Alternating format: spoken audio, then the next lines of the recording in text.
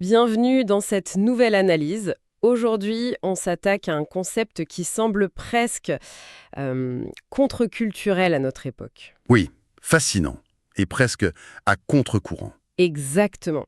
Une forme de quiétude profonde, une joie intime avec le divin. Un livre d'Ahmad bin Nasser Al-Tayyar nomme ça Al-Uns Billah. C'est ça. Notre mission, c'est vraiment de décortiquer ce que c'est, pourquoi c'est si recherché, et surtout, d'identifier les obstacles intérieurs qui nous en empêchent. Les blocages. Oui. Et pour commencer, il y a cette image qui m'a vraiment marquée. Ah oui, Celle d'un grand érudit, Cheikh al-Islam, qui partait seul dans le désert. Mais pas pour fuir les gens, hein. non, contraire. C'était pour trouver ce qu'il appelait un lieu vide pour parler à Dieu en secret. Franchement, comme image, c'est d'une force incroyable. C'est une image parfaite pour commencer, parce qu'elle capture vraiment l'essence du sujet. Ce n'est pas de la solitude qu'il cherche. C'est une plénitude. Exactement. C'est une forme de plénitude recherchée. Et il est essentiel de comprendre que cette unesse, ce n'est pas juste une émotion agréable, un petit moment de bien-être. Ce n'est pas un feel-good moment. Pas du tout.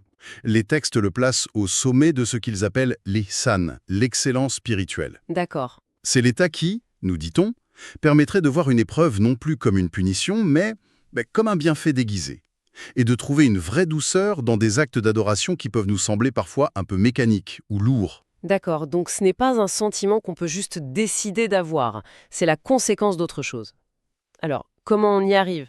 Les sources semblent proposer une sorte de feuille de route, C'est exactement ça, une feuille de route très claire. en 3 étapes, si j'ai bien compris. Oui, et le point de départ absolu, le fondement sans lequel rien ne peut être construit, c'est ce qui est appelé salamat al-kolb. La pureté ou la santé du cœur. Voilà. L'idée, c'est qu'avant de pouvoir remplir un récipient, il faut d'abord le nettoyer. Ici, le récipient, c'est le cœur, et il faut le vider de ses maladies, en fait. Et une fois ce nettoyage entamé, quelles sont les étapes suivantes? La deuxième, c'est une orientation, une direction, le dévouement total, le fait de se tourner entièrement vers Dieu. D'accord. Et la troisième, c'est l'application pratique de tout ça. L'excellence dans l'action, l'empressement à faire le bien au quotidien. Et le plus fascinant, c'est la promesse qui est attachée à ce parcours. Les textes disent qu'une fois ces étapes franchies, 2 portes s'ouvrent. C'est ça. 2 portes. J'aime beaucoup cette métaphore. La première, si je ne me trompe pas, ça concerne justement ces actes d'adoration dont on parlait. Oui, Ils cessent d'être un fardeau. précisément. Ils deviennent légers, une source de réconfort, la prière devient un moment de paix attendu, et non plus une obligation à cocher sur une liste, quoi. Et la seconde porte. Alors là, c'est encore plus profond. Elle mène à une certitude inébranlable, une satisfaction totale face au décret divin. Waouh. Au point même d'aimer l'idée de la rencontre finale avec lui sans angoisse. Mais Mais la mise en garde est très directe, ces portes restent verrouillées tant que le cœur n'est pas purifié. C'est la clé de tout le système. et c'est là que ça devient concret et, disons-le, assez confrontant. Avant de remplir, il faut vider. Et voilà. Et l'analogie utilisée dans les textes est percutante. Ah oui, celle de la plaie infectée. Le cœur malade y est comparé à une plaie infectée pleine de pus. On peut passer ses journées sans ressentir la douleur, mais dès qu'on appuie dessus, on se rend compte que l'infection est bien là. C'est une image forte, c'est sûr. Ça invite à une sacrée introspection. Carrément. Et c'est exactement le but. Et pour nous aider dans ce diagnostic, la source identifie 8 maladies principales qui empêchent le cœur d'être sain. C'est un véritable check-up spirituel. 8 maladies. La première, la plus fondamentale, c'est le shirk, l'association. Alors là, on pense tout de suite aux idoles, aux statues, mais j'ai l'impression que le concept est bien plus subtil et moderne, non? Absolument. Il ne s'agit pas de statue de pierre, il s'agit d'attacher son cœur à autre chose que la source divine. C'est-à-dire? Ça peut être une peur paralysante de perdre son travail, un espoir démesuré qu'on place dans une personne, une confiance aveugle en son argent. En fait, c'est tout ce qui vient partager la place centrale dans le cœur. Et le remède, c'est le tawhid, l'unicité divine. Ce que je trouve puissant dans l'explication, c'est que ce n'est pas juste un concept théorique abstrait, Non, c'est présenté comme un principe de libération psychologique. c'est une excellente façon de le formuler. Le tawhid unifie l'âme, tu vois, au lieu d'être tiraillé et angoissé par 100 choses différentes. La peur de la maladie, du jugement des autres, de la pauvreté. De l'avenir. Exactement, la crainte, l'espoir et l'amour se concentrent en un seul point. L'analogie du texte est très belle. C'est comme avoir des perles éparpillées partout, impossibles à gérer, puis les enfiler sur un seul fil solide. Le cœur n'est plus dispersé. Il est unifié, et donc apaisé. D'accord, donc la première maladie concerne notre rapport au divin. La deuxième, le hiqd, ou la rancune, concerne notre rapport aux autres. Et c'est ça. Ça, je pense que tout le monde peut voir de quoi il s'agit. Ben oui.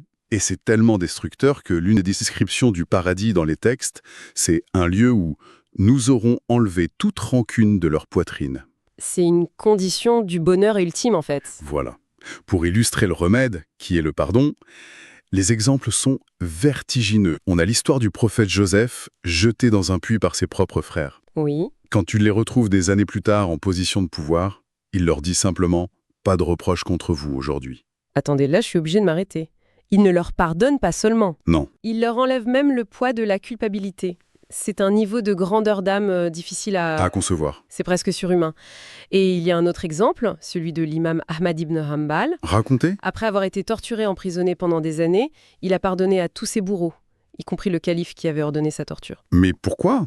Comment c'est possible? Quand on lui a demandé, sa réponse était d'une logique désarmante. Il a dit « Quel bénéfice tires-tu du fait que ton frère musulman soit châtié par Dieu à cause de toi ?» Waouh. Il a préféré annuler la dette pour ne pas être la cause du malheur d'un autre dans l'au-delà. C'est une remise en perspective assez radicale de ce que signifie pardonner, quoi. Ça laisse sans voix. Ok.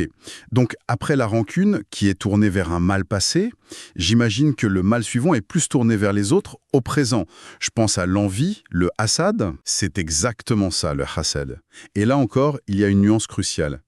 L'envie, ce n'est pas juste désirer ce que l'autre possède. Ça, c'est une forme d'aspiration. C'est différent. Le hassad, c'est pire. C'est souhaiter que l'autre perde ce qu'il a. C'est une maladie qui se nourrit de la joie de voir l'autre échouer ou souffrir. Le texte la décrit comme une combinaison toxique d'injustice et d'avarice du cœur. Et le test pour savoir si on est guéri est assez redoutable. Oui, Aimer pour son prochain ce qu'on aime pour soi-même.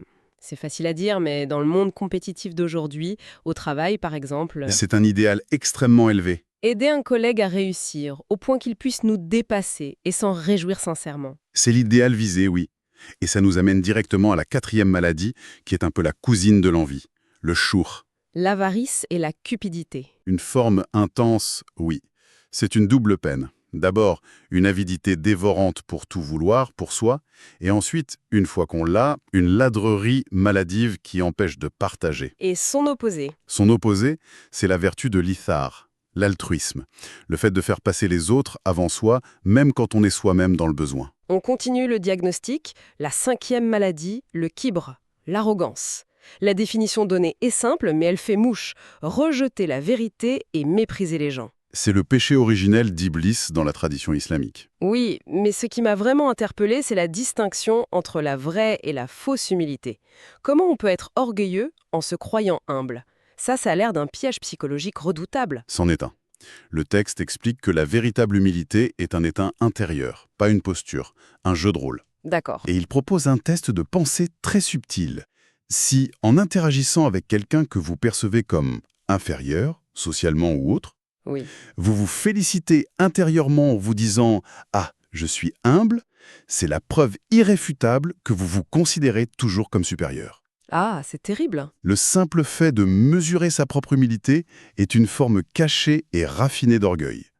La vraie humilité, ce serait de ne même pas faire cette distinction, d'interagir d'égal à égal sans aucune pensée de statut. C'est brillant et terrifiant à la fois. Ça force à regarder ses propres pensées de très très près.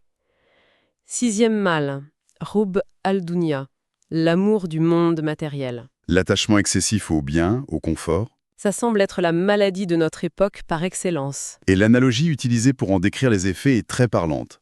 C'est celle d'une personne gravement malade, rongée par la douleur. Ok. Vous pouvez lui servir le plat le plus délicieux du monde, elle ne pourra en apprécier ni le goût, ni l'odeur. Sa maladie l'en empêche. Et donc, De la même manière, celui dont le cœur est malade d'amour pour ce monde ne peut pas goûter à la douceur de la spiritualité ou de l'adoration. Il est trop occupé, trop saturé par d'autres préoccupations. ce qui nous amène logiquement à la septième maladie, Roub al-Riyasa, l'amour du statut et du pouvoir. Et là, on ne parle pas seulement des tyrans comme Pharaon. Non, bien sûr, non. C'est le désir de domination pour le plaisir de dominer, de s'élever au-dessus des autres. Et ça se manifeste dans les plus petites choses de notre vie. Comment ça? La source cite un verset coranique très direct. Cette demeure ultime, nous la réservons à ceux qui ne recherchent ni à s'élever sur terre, ni à y semer la corruption. Ce désir de s'élever sur... Ben, ça peut être vouloir le meilleur poste juste pour le titre, avoir la plus belle voiture du quartier pour se sentir supérieur, ou même, comme le dit le texte, vouloir de plus belles chaussures que son voisin, non pas pour le confort, mais juste pour l'ego. Et la dernière de la liste, la 8e, c'est Hob ash-shuhra, l'amour de la célébrité. Ah, celle-là. Ça me fait penser à cette obsession qu'on a tous un peu aujourd'hui avec les likes, les partages. Le nombre d'abonnés, oui. On poste quelque chose d'utile, mais une partie de nous guette la notification, la validation. Exactement. Et le texte cite un sage qui disait « N'est pas sincère envers Dieu un serviteur qui a aimé la célébrité ». C'est radical. C'est radical. Mais, comme pour les autres maladies, il y a une nuance capitale. La notoriété n'est pas mauvaise en soi si elle est la conséquence de la diffusion d'un savoir utile. Alors comment on fait la différence? Le véritable test de nos intentions, c'est notre réaction à la critique. Est-ce qu'on la supporte? Est-ce qu'on se vexe? Se réjouit-on sincèrement quand quelqu'un d'autre partage un savoir similaire et a du succès? Ou est-ce qu'on ressent une pointe de jalousie? Le miroir que la source nous tend sur nos intentions est assez brutal. Donc si on essaye de faire une synthèse, on a 8 maladies qui semblent toutes différentes. Associationnisme, rancune, envie, avarice, arrogance. Amour du monde, du pouvoir, de la célébrité. Mais j'ai l'impression qu'elles ont toutes un point commun, une sorte de moteur central. C'est exactement la conclusion du texte. Toutes ces maladies ne sont que les branches d'un seul et même tronc. Le mal racine, c'est Etiba'a al-Hawa. C'est-à-dire? Autrement dit, le fait de suivre aveuglément ses propres passions, ses désirs désordonnés. C'est l'ego qui se prend pour son propre Dieu, en fait. Et donc, si c'est ça le problème fondamental, le remède ultime devient logique. Oui, C'est la capacité à dire non à ses désirs. Pas par simple masochisme, mais par préférence pour quelque chose de plus élevé. c'est tout à fait ça. Les textes affirment qu'il y a une force, une dignité et une satisfaction intérieure bien plus grande et durable à maîtriser ses passions qu'à leur céder. Céder, c'est devenir esclave de ses pulsions. Et maîtriser, c'est devenir libre. Véritablement libre. Il y a cette image finale d'un homme enchaîné. La personne pieuse, maîtresse d'elle-même, porte peut-être des chaînes, des règles, la discipline, mais elles sont légères et c'est elle qui les contrôle. Et l'autre? À l'inverse, la personne qui suit ses passions croit être libre, mais elle est en réalité prisonnière de lourdes chaînes qu'elle ne maîtrise pas, tirées dans tous les sens par ses habitudes et les tentations. La liberté n'est pas là où on pense la trouver. Pour résumer notre exploration, le chemin vers cette paix intérieure, cette intimité avec le divin, passe donc par un immense chantier intérieur. Oui, un vrai chantier.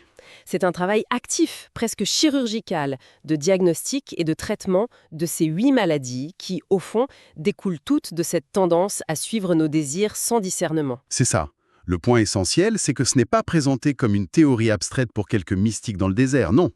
C'est une feuille de route pratique, un guide de libération intérieure. Et le but est? Le but, c'est d'atteindre une forme de contentement et de quiétude que ni l'argent, ni le statut, ni les likes ne pourront jamais offrir, Parce que sa source est ailleurs. à l'intérieur. Et on termine avec cette dernière pensée à méditer, tirée des sources.